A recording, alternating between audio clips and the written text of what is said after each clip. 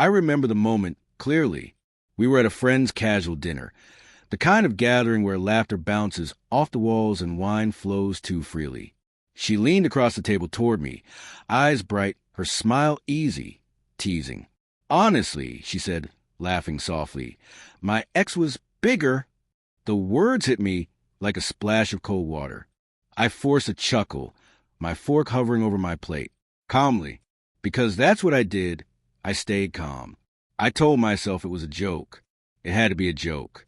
The room was warm, the conversation light, and yet the sting crawled under my skin, sharp and insistent. The nights that followed were quiet, but heavy. I found myself noticing things I'd ignored before. Her phone face down on the counter, the subtle smile when a text came through, the sudden excuses for late nights at work. I questioned myself first. Was I being paranoid? Overly sensitive? Insecure? Love, I reminded myself, shouldn't be a cage. But the doubt grew like a slow-burning fire. One evening, I noticed she was distracted, scrolling her phone, thumb hovering over messages. She laughed quietly at something, tucked the device into her bag, and murmured, "Just a silly message from work." My chest tightened. It was the same lie she had always told when I asked. And I had asked, carefully, quietly, because I didn't want to make a scene. I started looking for signs I was too afraid to admit I might find: a lipstick-stained napkin in her bag, a name I didn't recognize, emails that disappeared too quickly. I questioned my own memory, replaying our conversations, our intimate mornings, the little jokes we shared. Every cherished memory began to feel fragile, as if they might have been carefully constructed illusions. The first undeniable proof came on a Thursday night. She'd gone out for work drinks.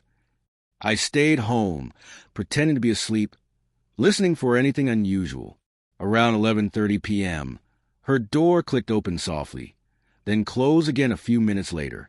A trace of unfamiliar perfume lingered. I didn't follow. I couldn't. But my gut told me what I would find if I did. A few days later, her tablet was left on the kitchen counter, logged in and open. I froze at the messages displayed. Intimate, affectionate, and unmistakably directed at someone else. My heart hammered, my hands shook, but I read every word. Love, in its cruelest form, had become a weapon I didn't see coming.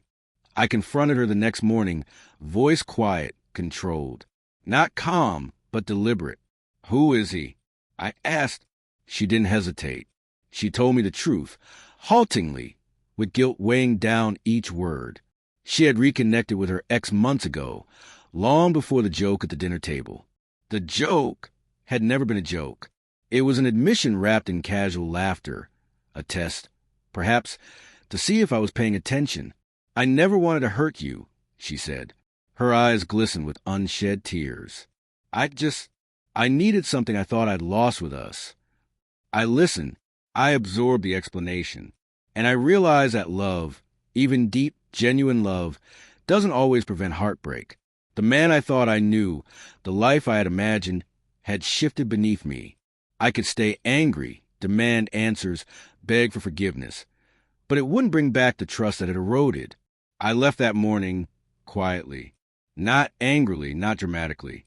I packed a bag, left a note. I need time. I need to rebuild myself. Walking away wasn't easy. Every step felt like carrying fragments of a life I had thought was mine. But it was necessary. Weeks later, I woke up to sunlight spilling through the blinds. The apartment was quiet.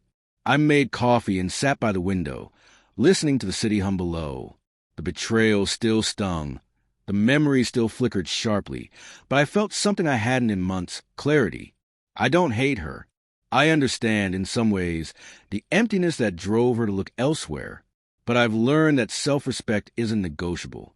Love can hurt, but it shouldn't destroy your sense of self. That night, at that dinner, when she joked about her ex, I stayed calm.